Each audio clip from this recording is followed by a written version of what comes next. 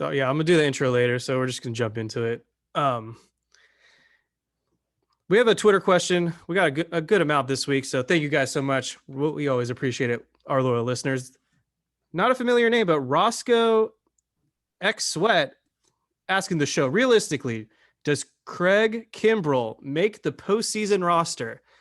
My opinion's been pretty firm for months now, but our resident Kimbrel defender, David Rosenthal, has your stance changed? Regrettably, to my own soul, yes, it has. I mean, I think the 3-2 pitch to I forget who he walked. Jorge Alfaro. Yeah, you just can't walk him. You just can't.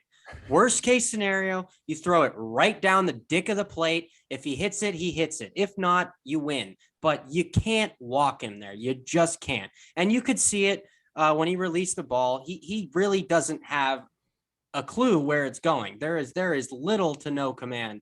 It sucks because his stuff is still electric, but the location of it is disastrous. So I don't see how you can really trust him in any spot that isn't garbage time. So I do think he will get left off the roster, especially with the emergence of Tommy Kahnle and Yency Almonte being back. Yep, we'll dive into those guys momentarily, but on the Kimbrel front, 6-7 on the season. Those 7 losses actually ties the Dodgers team lead in losses with Julio Urías. You never want to have that many losses from your closer. And literally one of the reasons he has one of those 6 wins came about a week ago when he blew a save and then Mookie Betts walked it off against the Arizona Diamondbacks to give him a default win.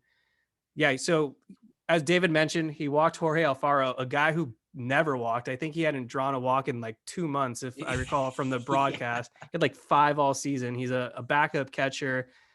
Yeah, I mean, the curveball is there, but he can't locate it to save his life for the most part. He's got no chase whatsoever in his advanced stats, a high walk rate, which is scary from a closer. And when batters are making contact with his pitches, they're getting hit hard and they're getting barreled up. 4.02 ERA ain't going to cut it. Jake Reiner, what are your thoughts on Kimbrel or the Dodgers bullpen?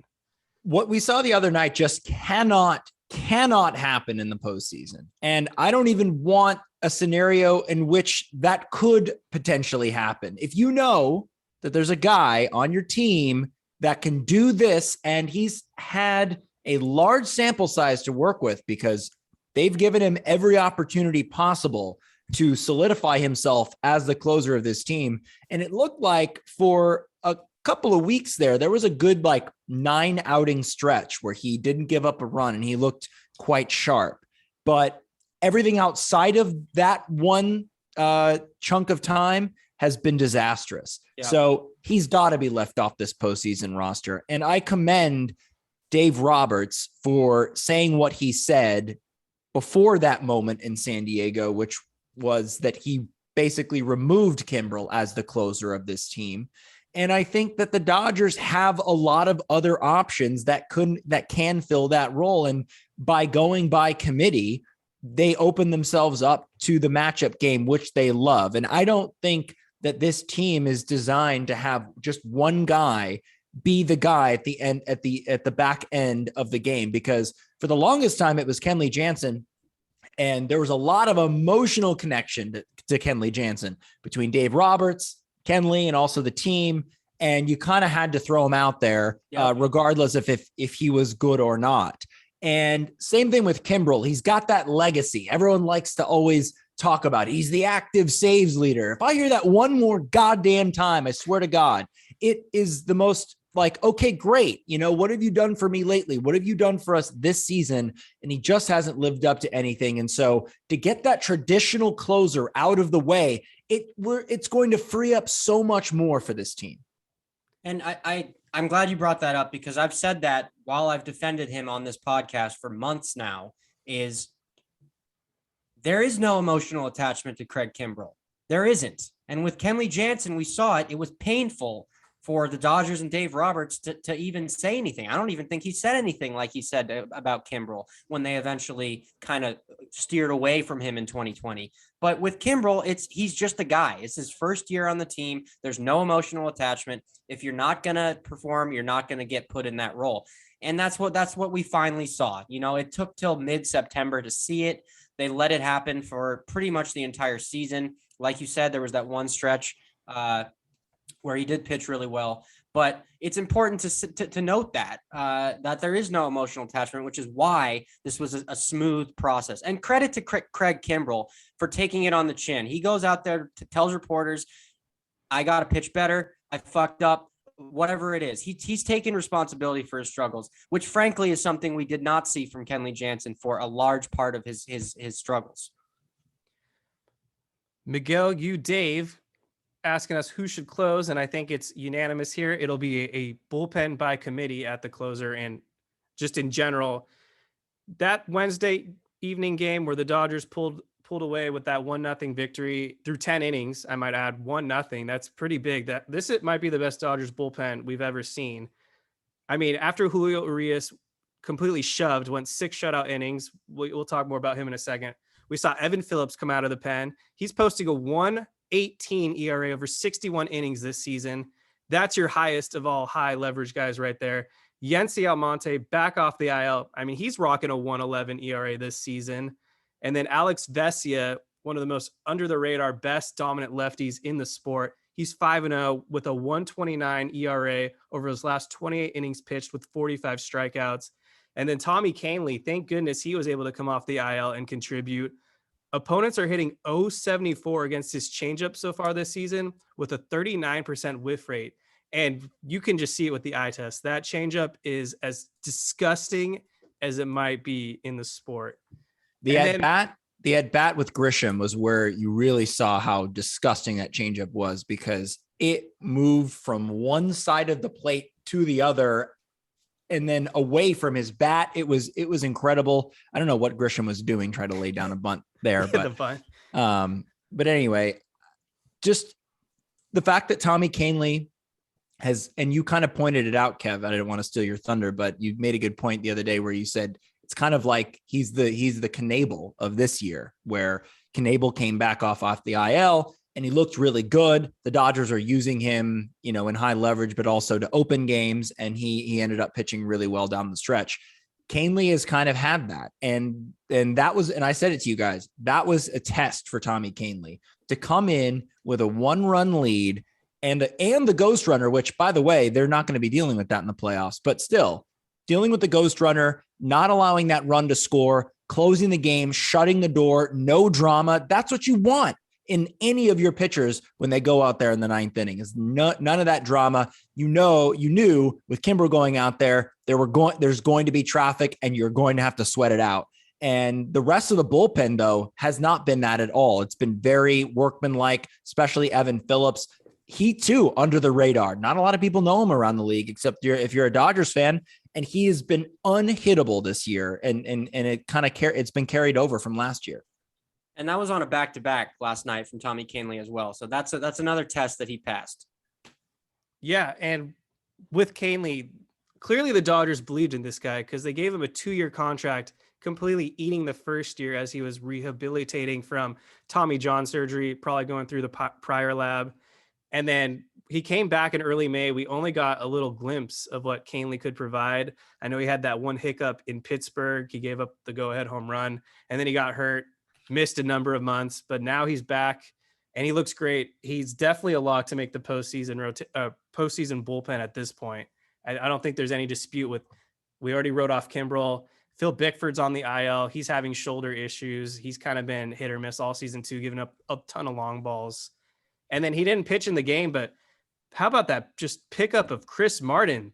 He's 3-1 with the Dodgers, 1.59 ERA in this uniform. He's only issued 1 walk so far, the complete opposite of Kimbrel, who issues like 1 walk a game. And he's got a 0.485 whip, which means he's pitching a clean inning just about every other inning. Yeah, I'm gonna take my fat L with that one. I totally whiffed on that. Did not think he was that good. He's better than that. So, and he's been great. and he's just been another weapon out of that pen. And I think it's true, Kevin, because last year I thought that the Dodgers bullpen was the best I'd ever seen. And I still think that with Trinan out, you can't really judge it, but this bullpen is just as good, if not better, in a lot of other areas. Yeah. What the Dodgers are so good at is, with pitchers specifically, is finding what they're good at and just making them do that, eliminating all the extraneous stuff and just being like, okay, this is your pitch mix. These two, this is what we're going to go with. And I think that's kind of what we're seeing from Chris Martin. I don't have the advanced stats in front of me, but he was not this good this season until he got the Dodgers. I mean, he was, serviceable, but he's been electric. And I think the Dodgers, whatever pitch mix, because he's got 5 or 6 pitches, I think. So I'm not 100% sure what he's throwing and what he's not throwing, but whatever the hell he's doing, it's working. So hats off to Kevin Klein for saying we got our guy in Chris Martin. The Klein lab. The pitch mix is kind of similar to Blake Trinan. He throws a 96 mile per hour sinker with a lot of movement, or a two-seamer, whatever you want to call it. And then he throws a filthy slider, and we've seen that a number of times, just getting hitters looking absolutely fooled. So yeah, Julio Urías, he pitched Wednesday, 6 shutout innings. There was a jam in the bottom of the 6th where he had runners at the corners, first and third, 1 out, was able to get out of it. He now preserves his NL best 2.17 ERA. And I saw a cool stat online earlier this morning that if he's able to hold it, he'd be the first Mexican-born pitcher ever to lead his league in ERA. Not even Fernando Valenzuela was able to accomplish that feat. And I said it a week ago. I still think he could be the Cy Young Award winner. I know Alcantara is the front runner because everyone goes to sleep and he's pitched way more innings, but man, Julio is the ace, the predominant ace, without a doubt. Dave Roberts has already indicated that Urías and Kershaw will start the last 2 games of the season, and won't say what the order will be between the two, but he's pretty much hinting that Urías and Clayton Kershaw are your games 1 and 2 starters come NLDS. Yeah, so from 21 to 22, Julio Urías is 37-10 with a 2.58 ERA. That's first in wins. The next closest is Adam Wainwright with 28, and first in ERA.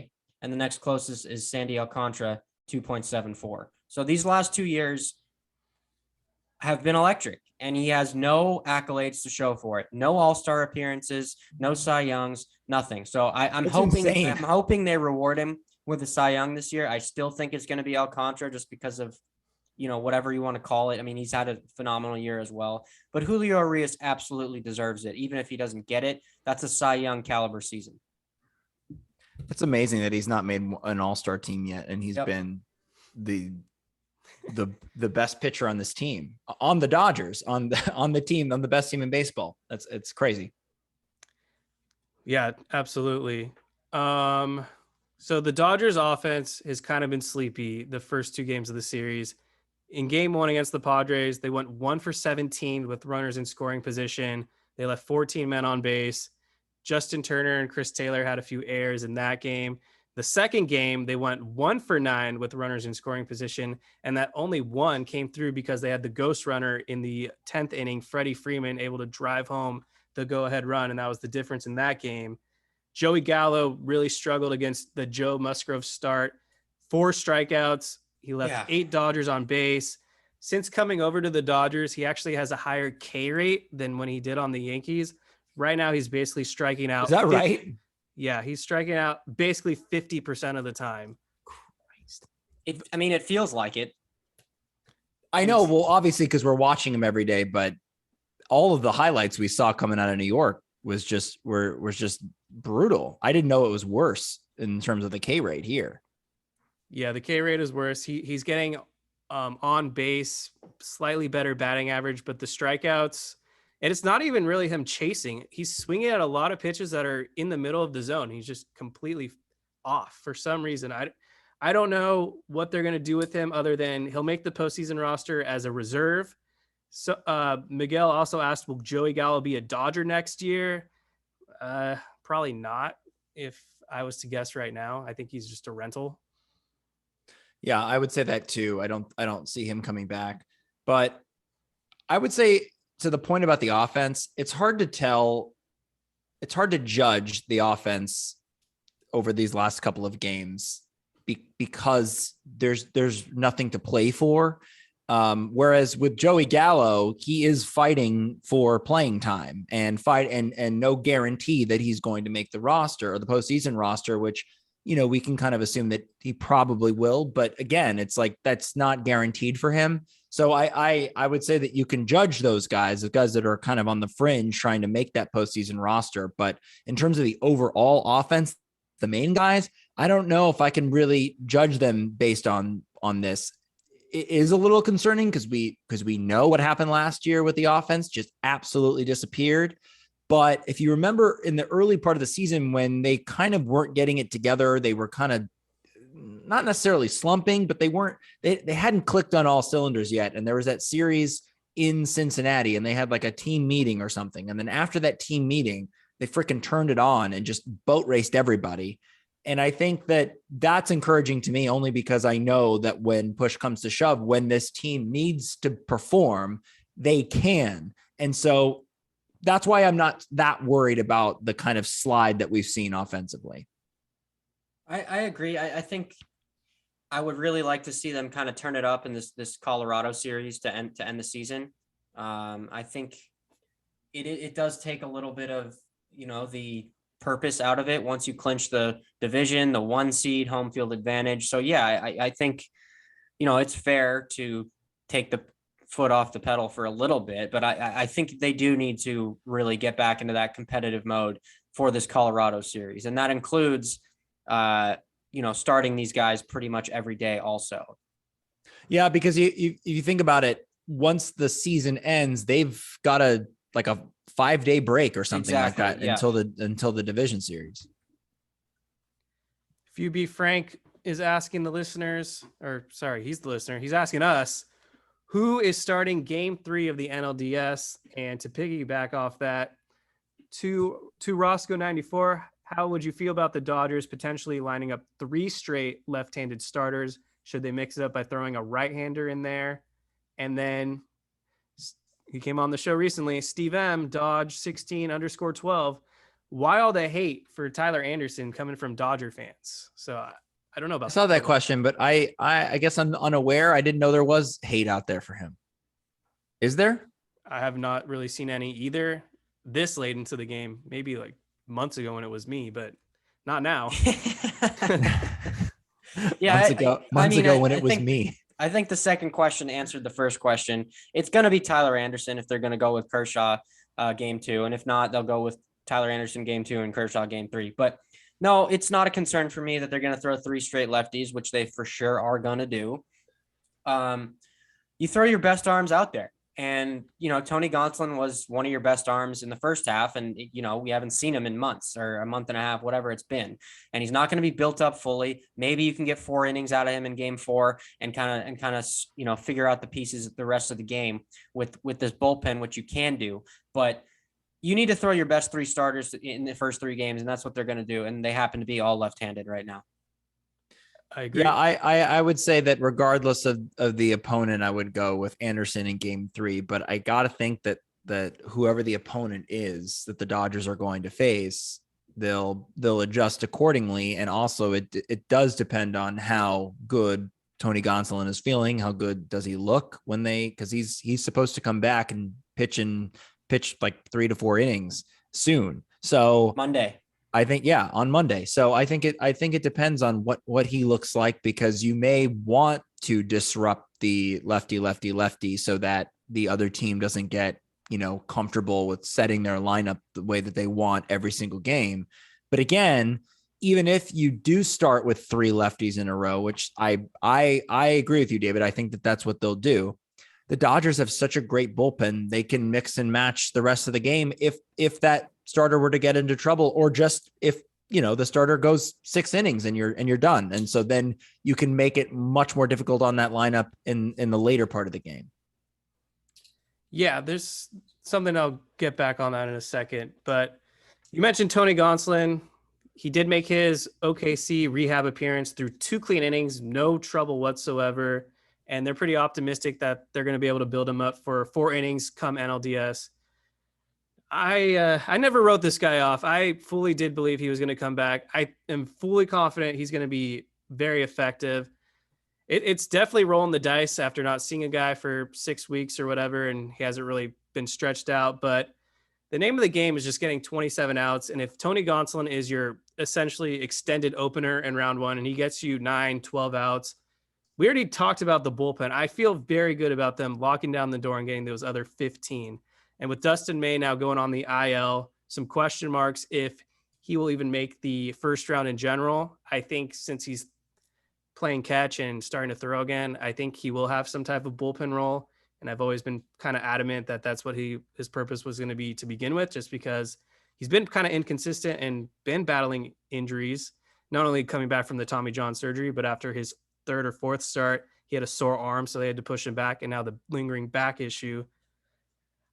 1 through 3, Kershaw, Urías, Anderson, whatever order, those all feel like wins. And Tony Gonsolin and kind of a mixed bullpen game, you got to feel pretty good going into October with that.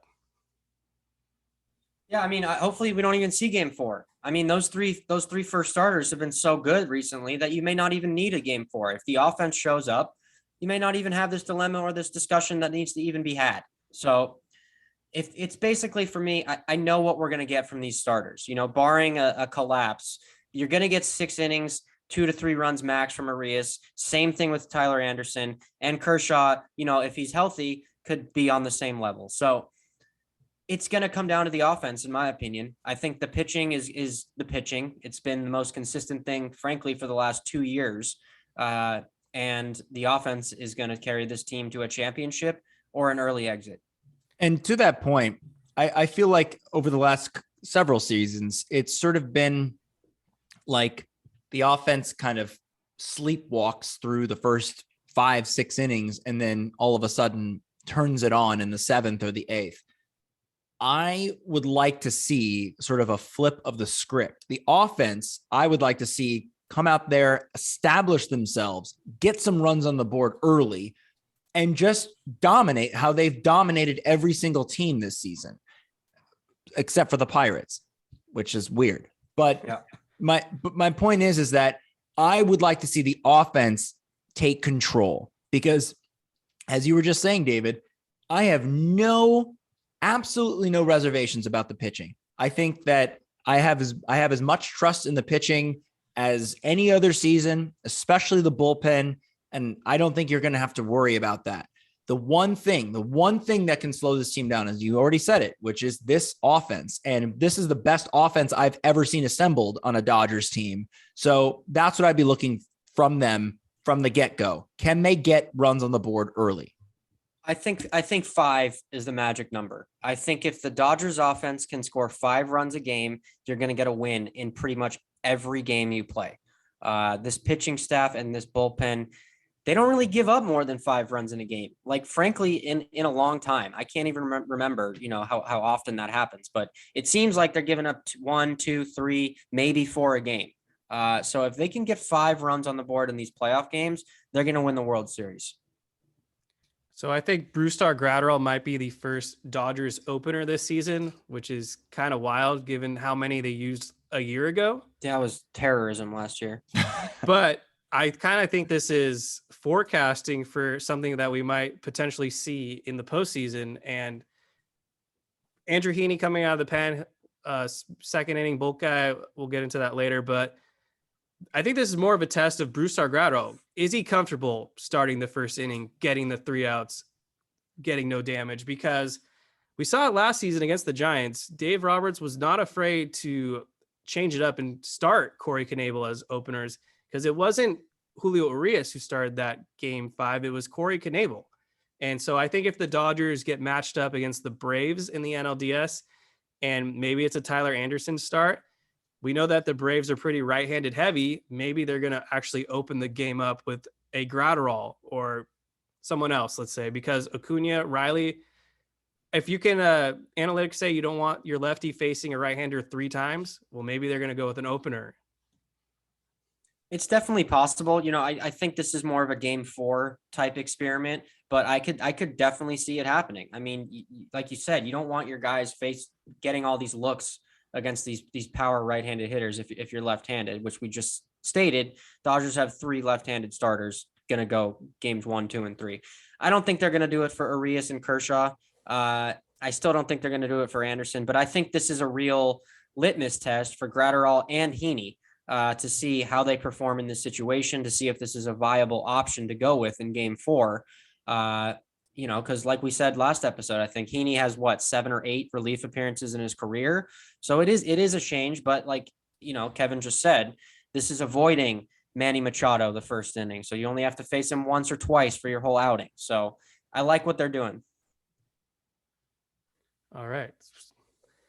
Well, this is kind of a different topic question, but I appreciate it from Checo14. Great hearing that James Outman interview. So he's asking us, who would be your dream guest, whether it's someone baseball related or non-baseball related? It's a good question. That is a really good question. Dream guest. I mean, baseball related, I think it would have to be Kershaw for sure. But I'm trying to think of someone who's not baseball related. I would say Dodgers related, I would love to have Kershaw or Justin Turner.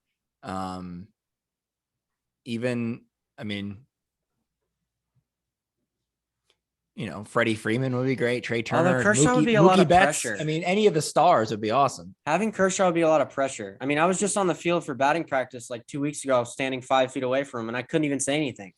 I froze. I blew it. I blew it. I couldn't even say anything. So I don't know how I'd react if he was on the podcast. But yeah, I don't know. I think that's my answer. I'd be pretty pissed at you if you were speechless on the podcast. That'd be kind of awkward. Yeah, I might give you a tighten it up look or something. Yeah, my answer is Clayton Kershaw, and that ties into just me saying he's been so good this season. I mean, we're talking about a guy who has a 2.42 ERA. The slider and the curveball look the best it really has in years. Just the amount of spin rate and the whiffs it's getting. Even his fastball is in the top tier spin rate in that category. He's near the bottom in barrel percentage and has one of the highest K rates in the sport. So 15 years later, Clayton Kershaw is still one of the best in the game. He's thrown his slider more than his fastball this year. Yeah, you don't see that too often. He's been doing that more in the last couple of seasons, kind of like Jacob deGrom. And then another good question coming from Chief Joy 720. Should Austin Barnes be catching more games in the playoffs while Will Smith DHs? Interesting stat that he wrote out. Smith has an OPS over 1,100 as a DH and 742 as a catcher. That's a really good question. It is. However, and that's what they did in 2020. But I don't know. It's a tough one because do you want the extra bat in the lineup, or do you prefer to have the better catcher behind the plate, your game caller behind the plate? That's a tough one. I think that it's going to be based on the matchup. If the Dodgers feel that another batter on the bench can give them a better chance to score more runs, then I would put Smith at catcher. But if they feel that Austin Barnes gives them a better chance to win on a given night, maybe Kershaw feels more comfortable with Barnes. We know that to be the case in the past, although he has been pitching to both of them this year. That could certainly be the case. I mean, I could go either way, but I would say that ultimately it's based on the matchup. Yeah, I think they'll consider it for Kershaw's start in game 2. But you also got to factor in the defense, because yes, you're going to get the better game caller, arguably the better defender behind home plate. But you're also going to get Max Muncy at second base if you do that. And he's been proven to be a solid second baseman, no doubt. And what that also means is you're going to get Justin Turner at third base. And we've seen him struggle defensively this year. We have.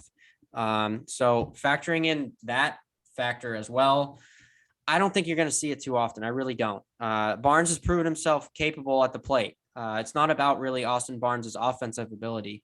It's about how you mix in the guys who are going to start every day, which is Justin Turner and Max Muncy. I mean, in that scenario you just painted, arguably the worst defense would be on the field if Austin Barnes catches overall. Yep. So I actually agree with you, because I would, if you can DH either Muncy or Turner, I would much prefer that. You can't do it though. You're not. Smith is going to be in the lineup every game for sure. No, I'm saying that's why I would start Smith behind the plate. Yeah. I don't really want to see Max Muncy playing second base. That dropped ball against the Phillies still scars me to this day. One of the reasons they should be at 108 or 109 wins right now. But, it's kind of funny because Austin Barnes is giving you better at bats than what Cody Bellinger is giving you all season. So if they had to choose between Barnes and Bellinger, I feel like they're almost even at this point.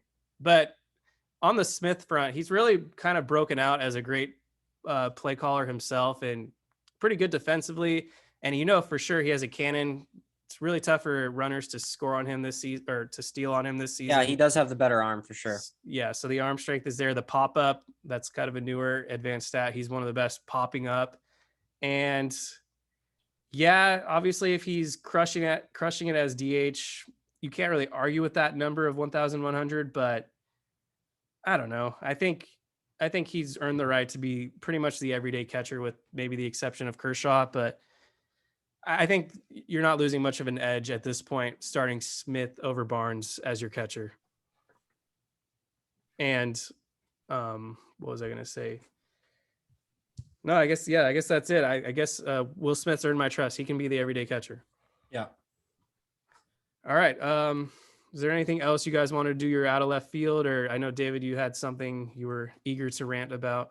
So, yeah, I have an out of left field, but I also have an idiot of the week. So I'm going to do the idiot of the week first. Let's do it. Let's get into it. This is his second time winning. And if you've been on Twitter the past 3 days, you know what the hell I'm talking about. What the hell is wrong with Ben Verlander? What is he doing? I knew it was coming. So for those of you who didn't see this, he went over to Japan to cover Shohei Ohtani's life and past and all this stuff. And Bob Nightingale, bless his soul, wrote an article about Ben Verlander's trip. And I'm going to read you some of these quotes. This is from Ben Verlander. People in Japan aren't the most outspoken. They don't speak up, don't speak boldly. So I am their voice on the other side of the world. How can you not be affected by that? When I was over there, I was blown away by the response. It was unbelievable. There were grown adults coming to see me, some traveling 4 hours, coming to see me for meetups. There were gifts, magazines, posts with my picture on them. And then he continued. There were kids who broke into tears. One burst into tears and couldn't bring herself together. I was blown away. It was emotional for me. It was emotional for them. There's more, but holy shit. What kind of complex is this? This is like he's acting like a missionary was sent over there to give these poor people a salvation. You are a 2-bit journalist who has a job because his brother is in baseball. This is preposterous. This is one of the worst. I don't even know what to say. And the media is propping this up. They're going to air a Ben Verlander, Shohei Ohtani special after one of these NLDS games. What is happening? How are we letting this happen? How is this? As a society, how are we letting this happen? This cannot go on. I saw that that JP Hoonstra, who covers the Dodgers, he posted a screenshot of an email that he had received from Fox Sports to take on this story and to interview Ben Verlander about this. And I guess Bob Nightingale took the bait and did that. And to me, I put some responsibility on Bob Nightingale. I mean, this guy, he's a veteran. He's a veteran baseball writer. He's been around the game long enough. The fact that he made the piece more about Ben Verlander going to Japan than about Shohei Ohtani, which I think was the point of the article. And if you if you read the headline, that's what you would believe if you would have read the article, that it was going to be about Shohei Ohtani. It was not. It was about Ben Verlander going over to Japan, which who cares about that? And look, whether or not those quotes are true or if those things actually happened the way he reported them. There's no way that But hold on. if those quotes were true, what does that have to do with anything? You know what I mean? Like, what does that have to do with Shohei Ohtani? Nothing. Exactly. So nothing.